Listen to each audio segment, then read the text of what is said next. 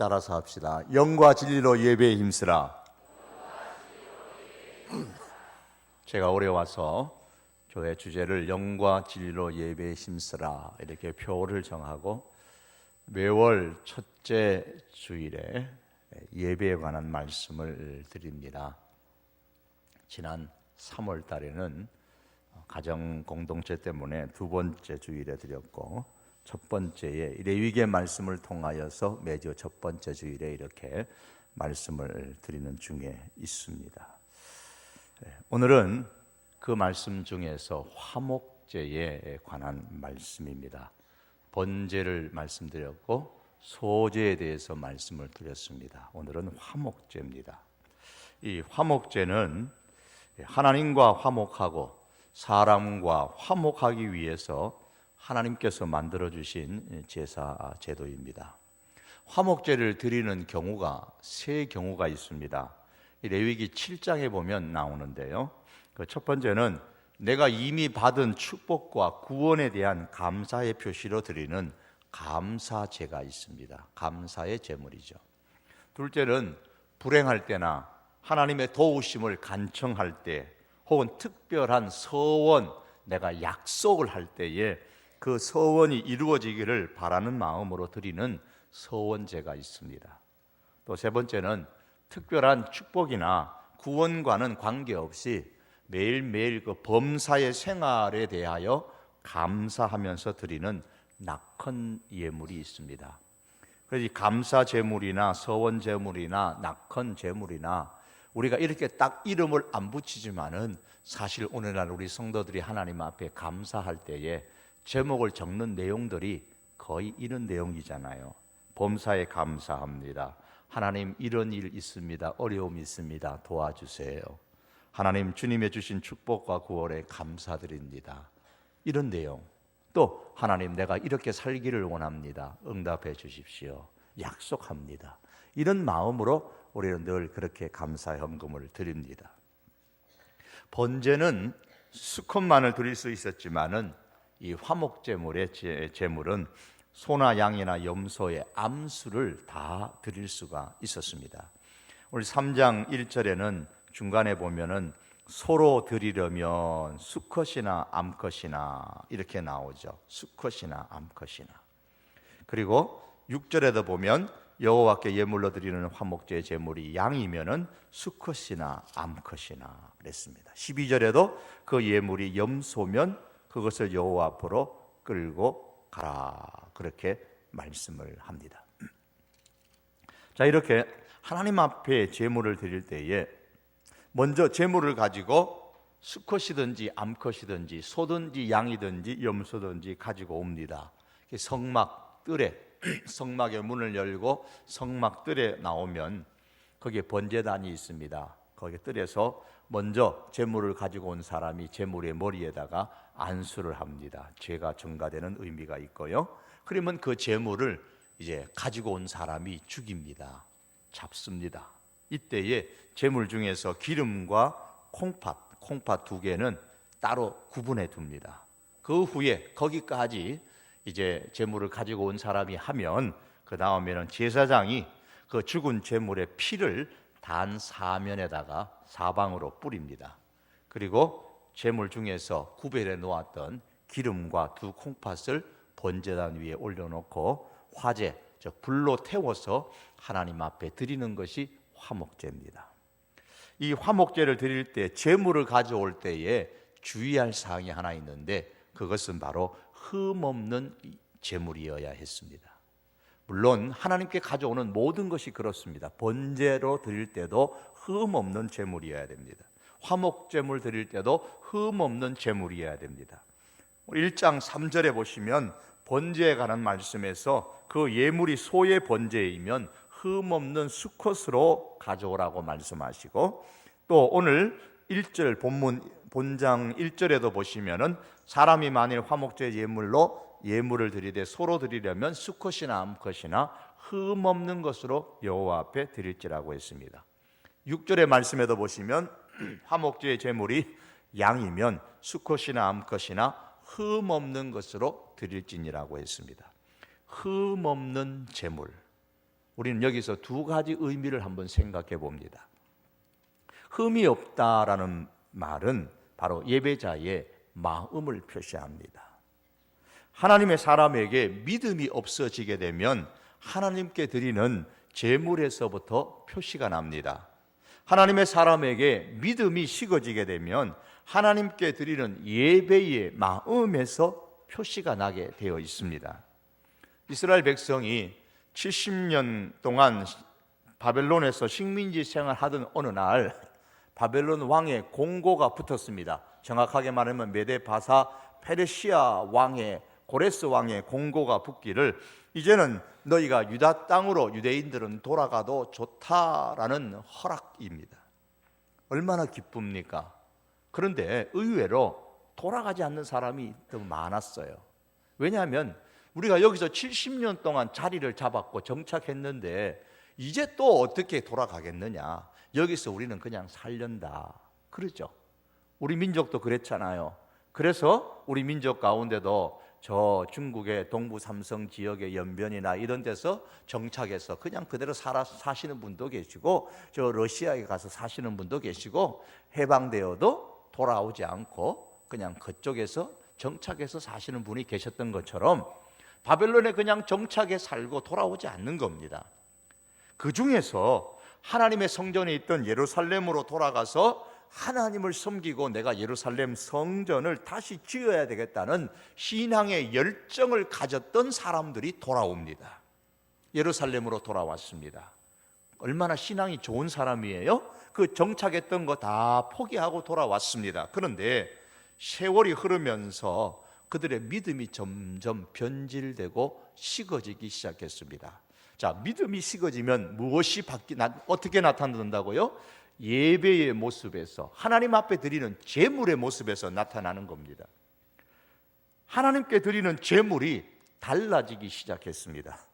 하나님께서 그들이 드리는 제물을 보시면서 탄식을 하셨어요. 만군의 여호와가 이르노라, 너희가 눈먼 희생으로 드리는 것이 어찌 악하지 아니하며 저는 것, 병든 것으로 드리는 것이 어찌 악하지 아니하냐? 이렇게 질문하셨습니다.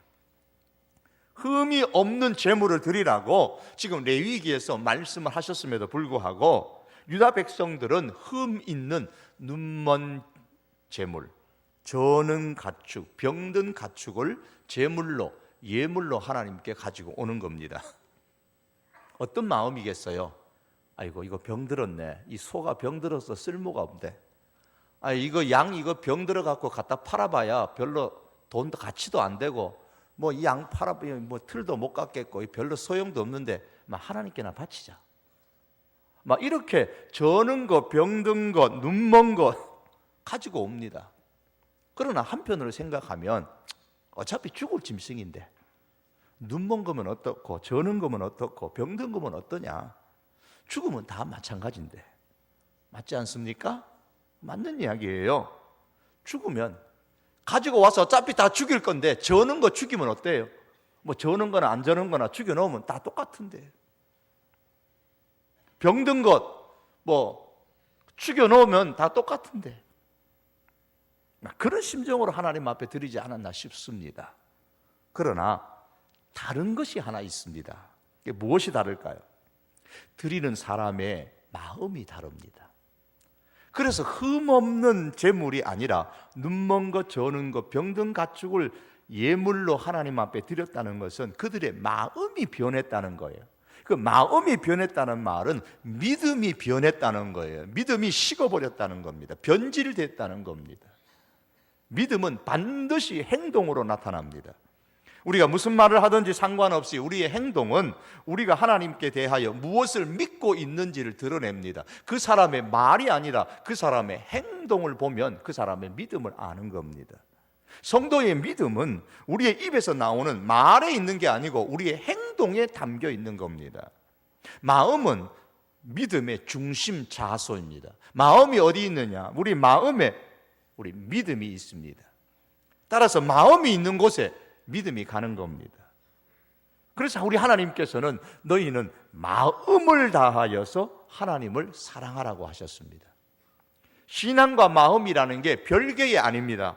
신앙이 가는 곳에는 마음이 가고 마음이 가는 곳에는 행동이 따라가기 마련입니다. 화목제물을 드리는 예배자가 흠없는 제물로 하나님 앞에 제사를 드려야만 했습니다. 왜 그렇습니까? 거기에 마음이 담겨 있기 때문입니다.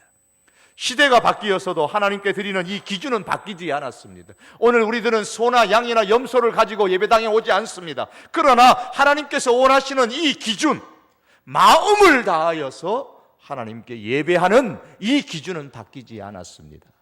그러므로 우리가 하나님을 예배할 때는 늘 마음을 다하는 예배자가 될 수 있어야 합니다. 어떻게 하는 것이 마음을 다하여 하나님께 예배드리는 것입니까? 어떻게 하는 것이 마음을 다하여 예배를 드리는 예배자의 삶입니까? 우리는 그 방법을 오늘 본문 가운데서 기름과 콩팥을 화재로, 즉 불에 태워서 하나님께 드리라고 하신 말씀을 통해서 알 수가 있습니다. 그 내용이 오늘 본문 3절에서 5절의 내용입니다. 그 내용에 보면 먼저 3절 중반절의 끝에 부분에 보면 곧 내장에 덮인 기름, 내장 창자에, 창자를 이렇게 덮어 싸고 있는 기름과 그 내장에 붙어 있는 기름, 두 콩팥과 그 위에 기름, 허리 쪽에 있는 기름, 간에 덮인 꺼풀 기름, 콩팥과 함께 떼어내라 그랬습니다.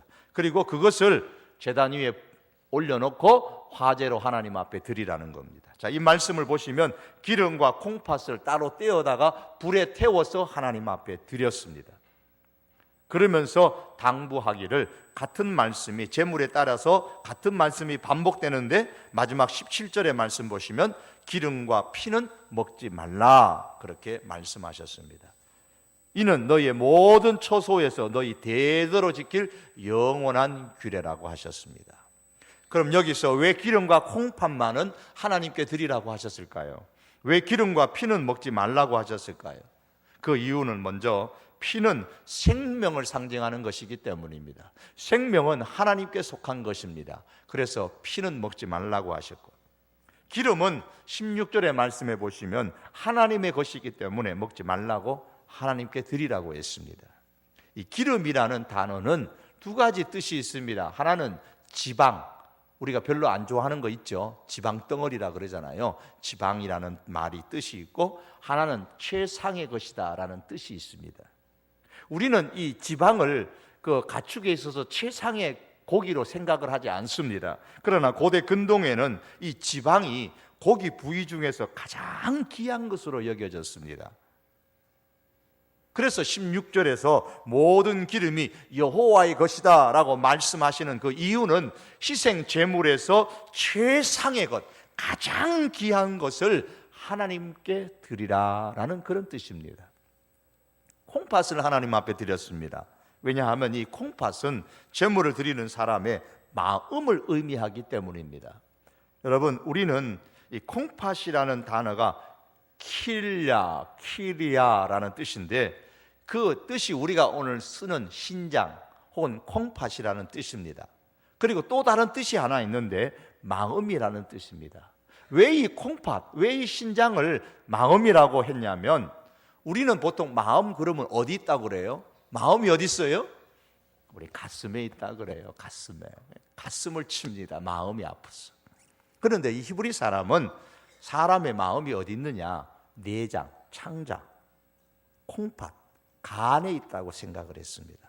여러분, 우리도 이 비슷한 용어 있잖아요. 애간장 끓는다 그러잖아요. 애간장이 끓는다. 그게 무슨 말이에요? 마음이 너무너무 아프다는 말이에요. 그 말은 그 창자에, 거기에 마음이 있다는 말입니다. 욥기서 19장 21절에 보면은 마음이라는 용어가 나오는데 그 단어가 내장이라는 말이고, 시편 16편 7절에 양심이라는 단어가 나오는데 콩팥이라는 킬리앗이라는 단어를 씁니다. 에레미야 예가서에서도 2장 11절에 창자, 간이라는 단어가 나오는데 그게 마음이라는 뜻입니다. 그래서 마음을, 이 콩팥을 드린다라는 말씀은 그 예배자의 마음을 함께 하나님 앞에 드린다라는 그런 의미가 담겨 있는 겁니다. 제물을 드린 짐승 중에서 생명을 상징하는 피는 단에다가 다 뿌리고, 가장 좋은 것으로 여겨졌던 기름, 그리고 마음을 상징하는 콩팥을 번제단에 올려서 불살라 하나님 앞에 드립니다. 피를 드립니다. 생명을 하나님 앞에 드립니다. 기름을 드립니다. 가장 귀한 것을 하나님 앞에 올려드립니다. 콩팥을 드립니다. 마음을 드립니다. 생명과 마음과 가장 좋은 것을 올려드립니다. 최상의 것에 거기에 생명을 담고 마음을 담아서 하나님 앞에 드립니다. 이것이 화목제를 드리는 예배자의 정신이요 자세인 겁니다. 하나님은 아브라함에게 있어서 가장 귀한 독자 이삭을 하나님께 바치라고 하셨습니다. 아브라함이 독자 이삭을 바치려고 했을 때에 그를 말리시면서 대신 양으로 제물을 삼아 드리라고 하셨습니다. 그러면서 이렇게 말씀합니다. 내가 내 아들 독자라도 아끼지 아니하였으니 내가 이제야 나를 경외하는 줄 아노라. 가장 귀한 것에 거기에 마음을 담고 죽여서 드리려고 하는 생명을 담아서 하나님 앞에 올려 드리려고 했을 때에 하나님께서 내가 이제야 나를 경외하는 줄을 안다, 그렇게 말씀을 하십니다. 가장 귀한 것을 하나님 앞에 드렸다, 그 말입니다. 어느 성도님을 이전에 과거에 신방을 하니까 이런 말씀을 하시더라고요. 내게 있는 게 가장 귀한 게 뭘까 생각을 해보니까 자기에게 가장 귀한 거 있는 것은 시간이더래요.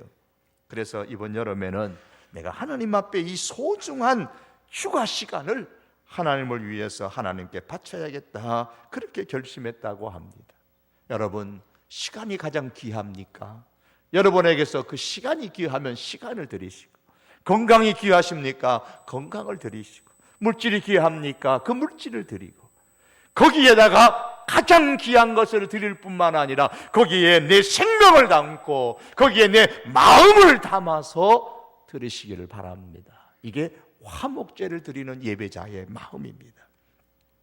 흠없는 제물을 하나님께 드리듯이 예배자는 마음을 다하는 믿음으로 하나님께 예배를 드려야 합니다. 최상의 것에 우리의 생명과 마음을 담아서 하나님께 드리는 참된 예배자의 인생이 될 수 있기를 원합니다. 또한 이 흠없는 제물의 다른 의미는 흠이 없으신 예수님, 다시 말하면 죄가 없으신 예수님을 예표하는 말씀입니다. 오늘 우리는 더 이상 소나 양이나 염소의 피로 하나님 앞에 올려드리지 않습니다. 왜냐하면 예수님께서 그 십자가의 피로 우리의 모든 다 죄를 씻으시고 영원히 하나님과 우리 사이를 화목케 하셨기 때문입니다. 성경은 말씀하기를 오직 하나님이 우리를 사랑하사 우리 죄를 위하여 화목제로 그 아들을 보내셨습니다. 하나님과 우리 사이를 화목하게 하기 위하여서 독생자 예수님을 보내셨다고 말씀합니다. 그러므로 하나님과 화목하게 된 성도는 화목을 이루는, 화평을 이루는 예배자의 삶을 살아야 합니다. 어떻게 살아야 합니까? 끊임없이 하나님과의 이 화목을 유지하기 위하여서 죄를 고백하는 삶을 우리가 계속해서 살아가야 합니다. 주님의 이름으로 우리가 주 앞에 올라와 하나님, 주님, 그러면서 내 죄를 고백하며 하나님과 우리 사이의 죄가 중간에 끼어들지 못하도록 늘 회개하는 삶을 사는 겁니다. 또한 하나님과의 화목뿐만 아니라 사람과의 화목을 이루는 삶을 살아가는 것이 화목제를 통해 우리에게 보여주시는 하나님의 마음입니다. 신명기 12장 17절에 19절에 보시면 서원 예물과 낙헌 예물은 성막에서 자녀와 노비와 레인들과 함께 먹고 즐거워하라, 그런 말씀이 나옵니다. 여기서 서원 예물, 낙헌 예물이 무슨 예물이라 그랬습니까? 무슨 제사요? 화목제라고 말씀을 드렸죠. 이 화목제를 드릴 때에 제물 중에 기름과 두 콩팥은 하나님 앞에 불살라 드리고 나머지 제물 가운데서 가슴 부분은 아론과 그 자손에게 주고 우편의 뒷다리는 당일 제사를 임례했던 제사장에게 주고, 그리고 나머지 남은 제물을 가지고 제사 드리는 사람이 그의 자녀들과 가족들, 노비, 그 예위 사람들과 함께 그 성막에서 함께 먹으면서 교제를 나누고 즐거워했습니다. 이게 화목제입니다.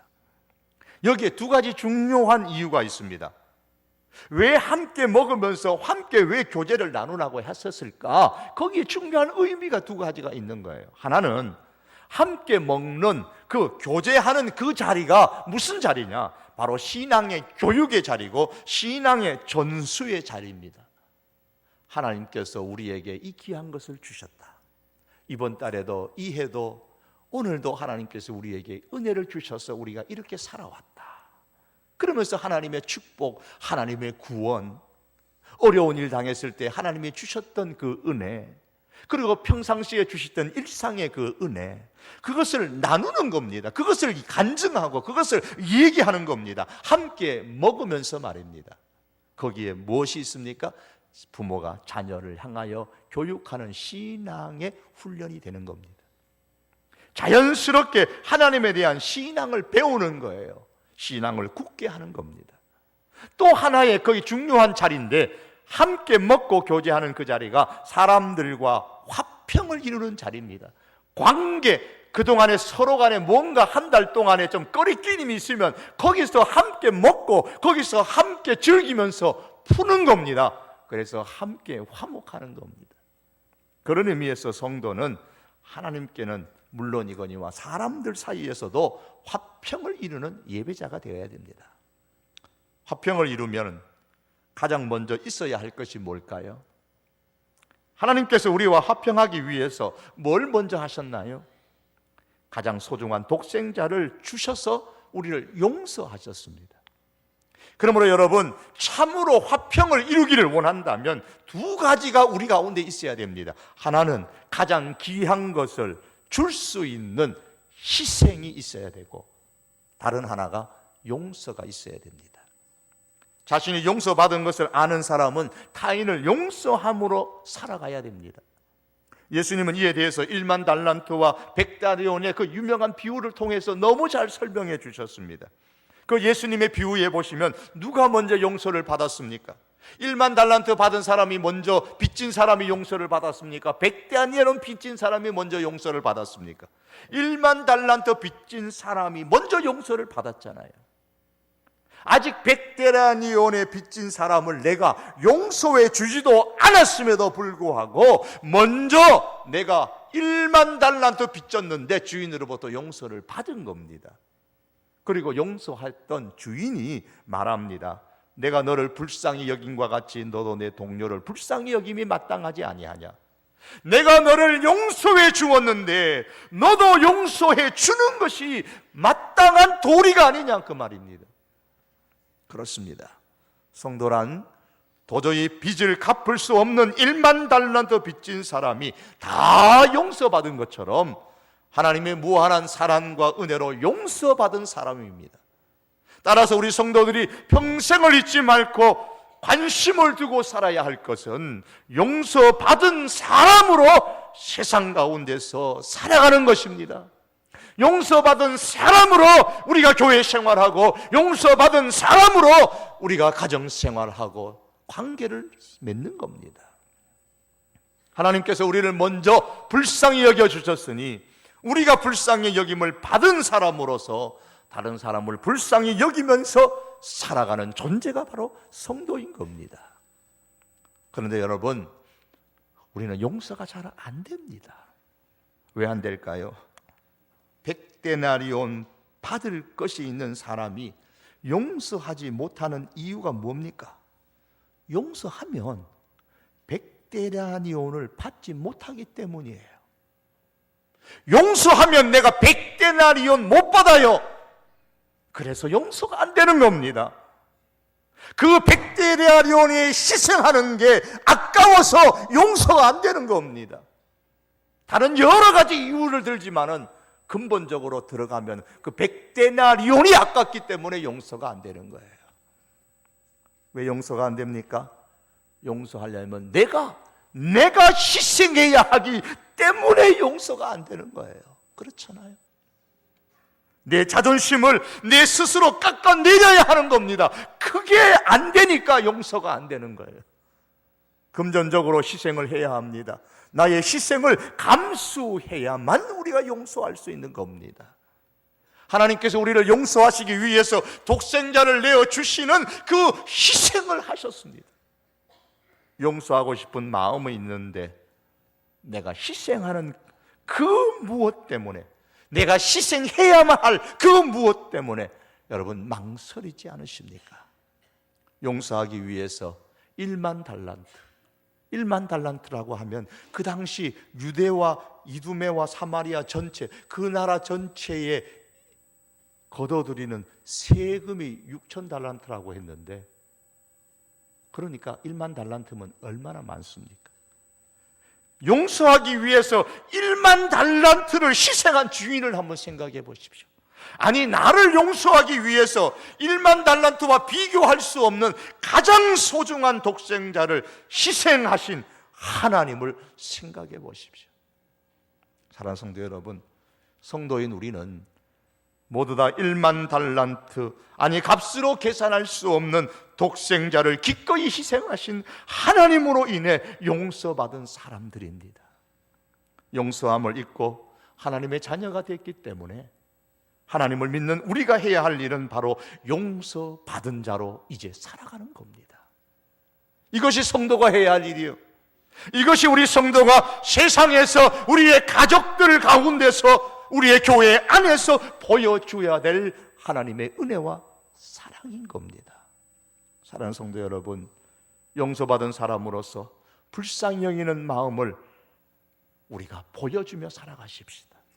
용서받은 사람으로서 나의 이 희생하는 것을 두려워하지 말고 아까워하지 말고 용서하는 사람으로서 세상을 사는 저와 여러분들이 될 수 있기를 원합니다. 여러분, 용서한다는 것은 놓아준다는 뜻이 있습니다. 우리의 마음에 깊은 상처를 준 누군가를 오랜 날 동안 내 마음의 감옥에 가두어 둔 채로 살고 있지 않으십니까? 누구를 가두어 두고 있습니까? 부모님을 가두어 두고 있습니까? 형제를 가두어 두고 있습니까? 아니면 내가 용서하지 못하는 그러한 교인을 내 마음에 가두어 두고 있습니까? 아니면 며느리를 가두어 두고 있습니까? 아니면 시어머니를 가두어 두고 있습니까? 그 사람이 누구든 간에 내 마음의 감옥에 꼭꼭 가두어 두었던 그 누군가를 이제는 용서하며 놓아주시기를 바랍니다. 이게 용서받은 자의 삶입니다. 이게 화평을 이루는 예배자의 인생입니다. 그 용서함에 있어서 내가 희생해야 되는 것 있더라도 그거 아까워하지 마십시다. 우리는 주님으로부터 내가 희생해야 될 것과 비교할 수 없는 것을 이미 용서받은 사람들입니다. 성도가 관심을 두어야 할 일은 용서받은 자로 세상을 이제 살아가는 겁니다. 그 누군가를 용서하지 않고 나는 그저 교회 나왔으니까 나는 천국 갈 거다, 나는 이만큼 봉사했으니까 이 정도면 신앙 괜찮지 않느냐, 그러면서 스스로를 위안 삼고 내 자신의 믿음을 내세우면서 그렇게 살아가지 마십시다. 여러분, 우리가 무슨 일을 할지라도 그 일을 하는 과정이나 그 일의 결과로서 우리 가운데는 예수님이 드러나야 되고 우리 가운데는 용서가 드러나야 되고 그로 통해서 화평이 이루어질 수 있기를 바랍니다. 이게 화평을 이루는 화목제를 드리는 바로 예배자의 마음이고 화목제를 드리라고 말씀하셨던 우리 하나님의 마음입니다. 말씀을 맺겠습니다. 오늘날 우리들에게는 화목제사가 더 이상 없습니다. 더 이상 소를 가지고 염소를 가지고 양을 가지고 올라와서 제사하지 않습니다. 그러나 화목제를 드리라고 하셨던 예배자를 향하는 그 하나님의 마음은 오늘날 여전히 살아 있습니다. 하나님은 흠없는 제물을 원하십니다. 하나님은 지금도 우리의 마음이 담겨있는 그런 믿음을 원하십니다. 마음이 담겨있는 그 믿음, 생명이 담겨있는 믿음, 가장 귀한 것이 담겨있는 그 믿음으로 하나님께 나와 하나님을 예배하는 예배자가 되기를 원합니다. 그런 예배자의 인생이 되기를 바랍니다. 우리는 예수님의 보혈로 용서받은 사람이기에 값진 예수님의 희생을 통하여 먼저 용서받은 사람이기에 우리가 오늘 이렇게 하나님 앞에 나오지 않습니까? 하나님의 용서를 받은 사람으로서 할 수 있는 일은 우리도 희생을 아까워하지 아니하고 용서하는 사람으로 살아가는 것입니다. 우리의 가정과 직장과 일터와 우리의 캠퍼스에서, 우리의 교회에서, 우리의 삶의 모든 영역 속에서 이러한 예배자의 삶을 살아가십시다. 그래서 가정천국과 우리의 교회의 천국과 일터의 천국을 만들어가는 화평을 이루는 예배자의 인생이 될 수 있기를 주님의 이름으로 축복합니다. 기도하시겠습니다. 하나님, 화목제를 드리라고 하셨습니다. 하나님께서 이미 가장 소중한 독생자를 보내주시는, 그래서 십자가에 피 흘려 죽게 하시는 엄청난 희생을 통하여서 주님, 우리가 용서를 받았습니다. 하나님께서 행하셨던 그 모습을 우리도 모델로 삼고 희생을 아까워하지 않고 희생을 두려워하지 않고 망설이지 않게 하여 주시옵소서.